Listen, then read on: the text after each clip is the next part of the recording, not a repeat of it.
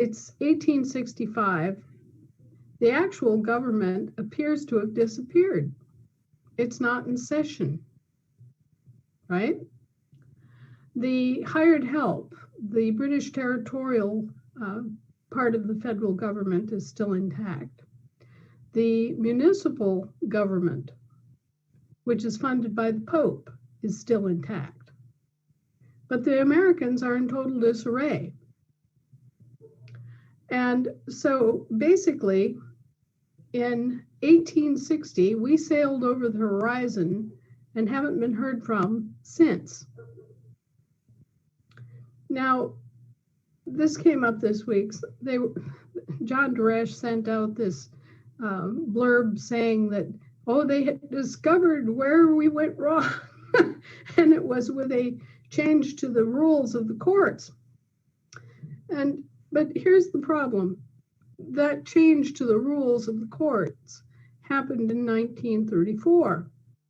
And in 1934, our actual government wasn't even being thought about. It wasn't being considered.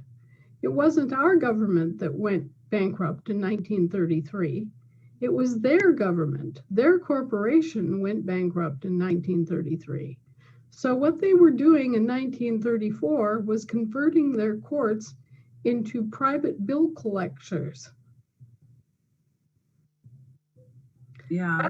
That's why they had the conversion of the court rules, so that they could operate in British equity, which basically means that the king gets whatever he wants. Got it. That's nothing to do with us, nothing to do with our people, nothing to do with anything except their greed. Mm-hmm. And so I'm sorry, but John is wrong again, because he's forgetting the context in which these things occur and who was talking at what time. They were not thinking about our government or our people in 1934. I can guarantee you that. No, they had already enslaved us. Right. We hadn't been heard from for 74 years at that point. They had no reason to think about us except to, try to plunder and pillage us as a supposedly unidentified civilian populace. Right. So all of this BS is now coming to the fore. It's all getting churned out of the sewer, so to speak, so that people can see what these complete and utter rats have been saying about us and what they've been doing behind our backs for 150 years.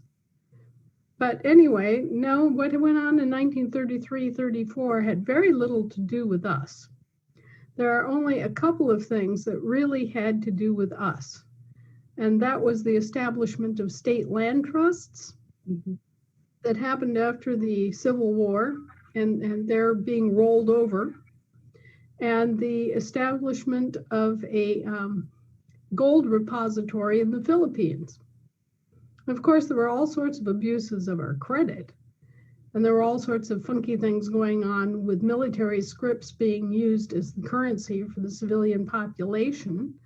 There were all sorts of ugly schemes in the banking world, but no, the court rule change to equity in 1934 was nothing but the king's government trying to collect its war debts, basically, to get ready for yet another war, which would create more opportunity for them to make money and create even more outrageous and incorrect claims like the Buck Act of 1940. And so you can see that this has all been abuses of our employees and then misapplying those abuses to us. Mm-hmm. Right. So the British equity court changeover started in 1934 and then slowly ate away at the common law that was still in effect in our courts up until 1954. Is that correct? No.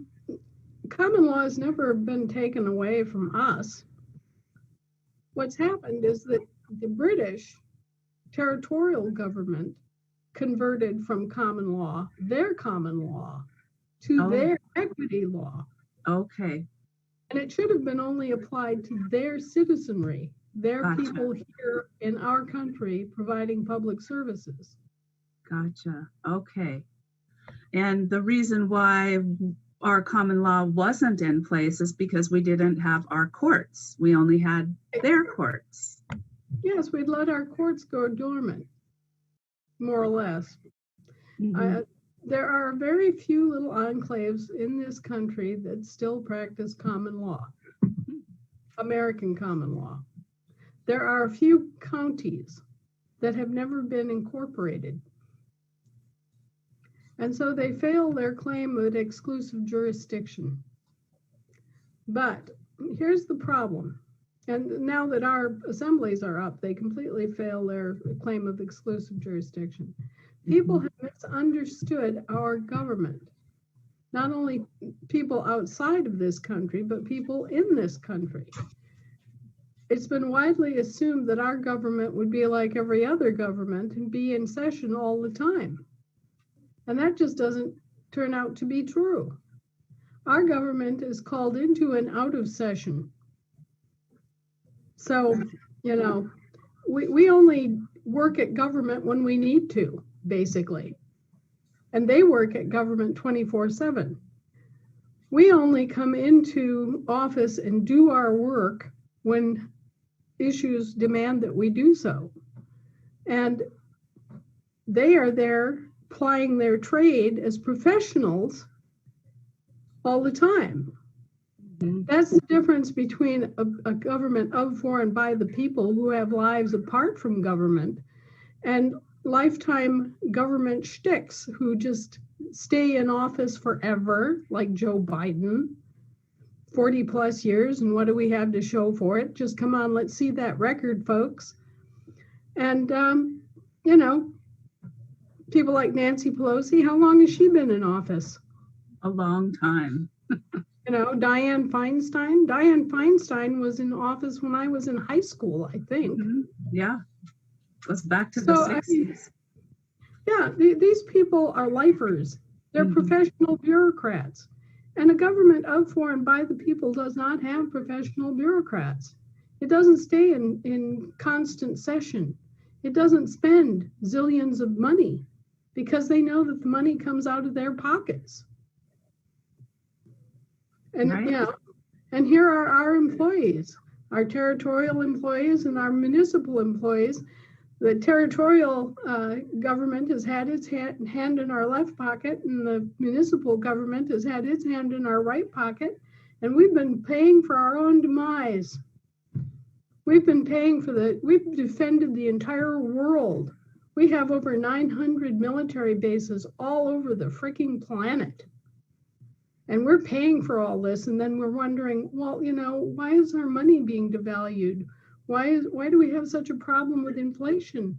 Why isn't the Federal Reserve Bank doing what it was supposed to do in 1913 and prevent this kind of boom and bust cycle? Why is it that we've had nothing but bankruptcy after bankruptcy after bankruptcy among these foreign subcontractors? And why is it that every time these debts get offloaded off to the American people, again, held against our assets? And why are we not allowed to have access to our own assets? Yeah, that's the biggest question right there. Well, honestly, speaking of the assembly, go ahead. We're about to bust that one in the chops.